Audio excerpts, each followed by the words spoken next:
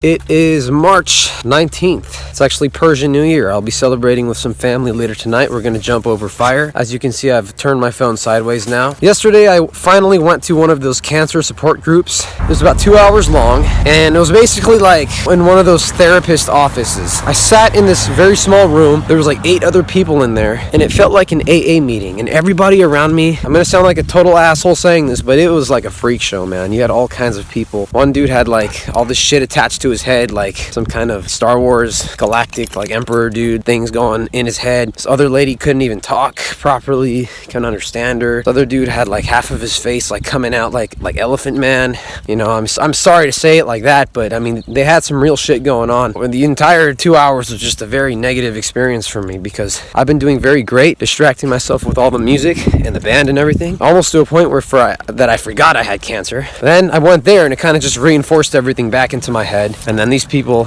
some of them even had stage 4 shit that was literally untreatable. And this one guy was like, yep, I'm gonna die in a couple years. It sucked, but he was giving off that energy to everyone else in the room, and I just wasn't having it, man. I gave it a shot, but it was a little disturbing. I don't feel the need I need to be at a support group. It was just a little too freaky for me, and I have a great support from my friends and family and my music, so I definitely won't be doing that again.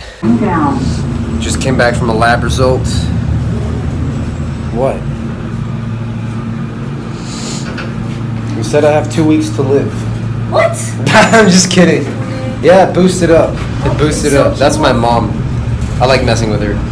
It went up to 11.9, my blood group. So I'm good for Monday. Okay. Don't pull pranks on your parents. So I'm just doing a quick midnight rant. I wanted to talk about how I feel right now. So 2 days from now is going to be my 4th chemo treatment. And then after that, they're going to do a PET scan to see if it's going into remission. If it is, that is fantastic. But it's also very nerve-wracking because there's always the small chance of, you know, the opposite happening. And the closer that day comes, it's just very nerve-wracking. So much anxiety. I just want to find out if it's getting better. The lump has gone away, and I really do feel physically fine for the most part. I try not to think about it. Lately, I've been actually feeling a lot better than I used to when I didn't have this. It's weird. I have so much free time. I'm just creating a shit ton of music content, video content, all surrounded by music, and it's literally consumed me to the point where it is driving my life force. Every day I wake up with so much energy just so I can hash out my ideas and bring them to life. It's like this abundant influx of ideas just coming into me all the time. I think I just woke up my neighbors. Oh shit. Anyways, my inspiration has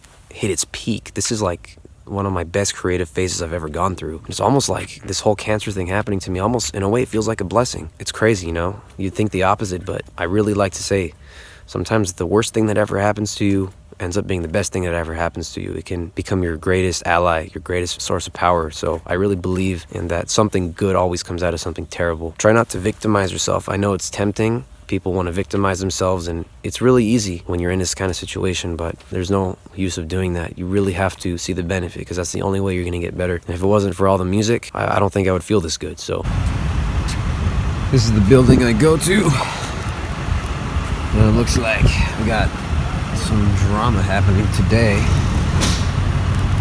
I guess somebody died. Anyways, it's a great way to start treatment. This will be my 4th one today. And here we go. 4th floor. Going down.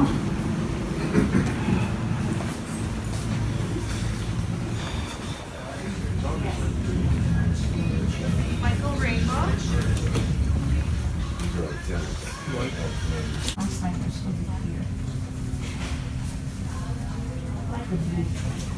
Oh, thank you. Just a couple times.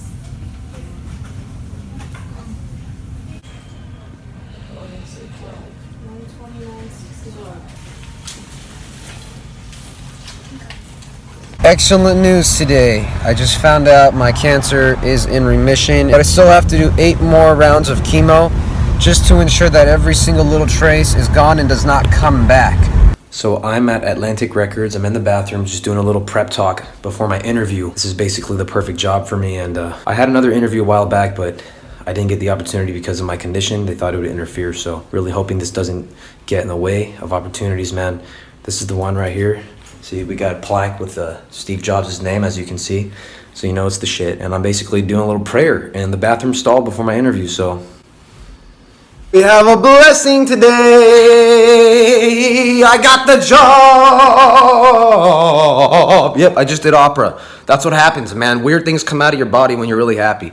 Anyways, anxiety gone, man. Finally, after all this bullshit that I've been getting hit with, finally something goes my way. Now, I really use the law of attraction in this case. I remember, you saw me pray in the bathroom. And then I prayed during the interview, I prayed after the interview. When I got home that night, I wrote down in my journal, I pray to the universe that I will have this job. I will attain it. I just put all my energy into thinking I will have this job. I visualized the hell out of it. And I'm going to test this out on a bunch of other stuff. But man, it's a great day. God, thank you so much. Just a quick little update vlog. During the time I've been making all this documentary stuff, I've also been simultaneously working on a bunch of musical content throughout this entire process. Of course, you guys won't know that until you've watched this, then it'll kind of explain everything I've been making. Anyways, these past few weeks, I started doing Bizarre Beats on a consistent basis. I started off with regular beats. I have enough album material, now I want to do Bizarre Beats. It's a series I've been doing every week, where I just take the most bizarre sounds, I sample them myself, and I put them into a beat. I've made about 5 right now so far. I want to keep going, and people are loving it. Of course, barely any views at the time of this video. I have a feeling that I'm basically sitting on a pile of gold and it just needs to get in front of the eyes. It's only a matter of time. I really have a good feeling about this. I'm bringing my 2 favorite things together, producing music and just being a really weird, random person. This is treatment number 6. Halfway there. Can't wait to be out. This is me right after coming out of chemo. First time I'm actually filming myself straight after treatment because I happen to feel conscious this time to be able to do one of these. So yep, you can just see it in my face, just drained. And I keep having to spit a lot. So yeah, just feel like really, really down. Alright, it's my first day going back to work since I left in January.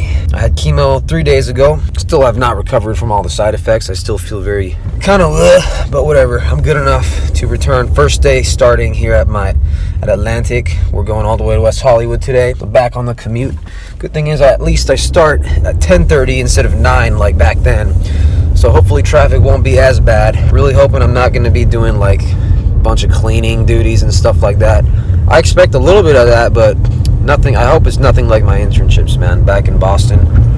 Definitely don't want to be repeating that. Lately, I've been really heavily focused on social media, Instagram, to promote my Bizarre Beats. I've been making Bizarre Beats, as you guys know. Turns out there's a bunch of other people doing pretty much the same shit as me. Just everyone has their own narrative and they convey it in a different story. Man, there's so much talent out there, but at the end of the day, people become your loyal fans because of your personality and your vulnerability and your character. They're drawn to you by your talent. That's what draws them in, but what keeps them around is your personality factor. Because let's be real, like, if it was based on talent alone, I wouldn't even stand a chance. I'm not that great. I've been producing for like maybe 4 months now. Before that, I was just mixing and mastering. I was never really a producer. And I'm 23, so a little bit late to the game. So talent alone is not going to cut it. You got to inflict a lot of character. You got to tell your story differently. All right, it's been about a couple weeks since my last video. Working at Atlantic for a couple weeks now. I will say it's quite surreal to be in that environment, seeing certain people. You get used to it, which is the craziest part. What you kind of realize is no matter what status people are at, we're all the same. I definitely am seeing a lot of inside the industry shit. It feels like I'm inside this little bubble and I'm like this fly on the wall, observing it, getting all this info, learn as much as I can and make as many connections as possible. My goal is not to move up the ladder of Atlantic. I'm not planning on being here in the long run. I like to bounce. I don't like to stay in one spot. It's just too early to settle for something. Also, another thing is I'm basically working like 40 hours a week, man. They say it's part-time, but shit, these shifts are so long, man. You do day shifts and night shifts. You alternate. So sometimes with the night shifts, you get out at like 6 in the morning. So the other day, I had chemo on Monday, right? And past Wednesday, so like literally like not even 48 hours after chemo, I did like a graveyard shift. So I was already feeling like shit going in. On top of that, I got home at 7 in the morning. that shit was fucking me up. You got to be extra careful because my immune system is very vulnerable. And now, I'm in these public environments. So it's highly unadvised that I even go back to work, considering that it's full-time, basically. So definitely jeopardizing my health by doing this, but, I've been fine so far. My boss still does not know. I'm planning on telling them sometime next week because I can't keep hiding this shit anymore. They asked me the other day, why I requested so many days off. They have no idea what kind of fucked up shit's going on. They probably think I'm just trying to chill. It's no, I'm trying not to die by not overworking myself to death. And hopefully they can accommodate, because these night shifts, man, some of them just really take a toll on your body. There has to be a certain limitation until I finish recovering, because I got a good 3-4 months of this shit left. I got 5 more chemos to go. I hope they understand.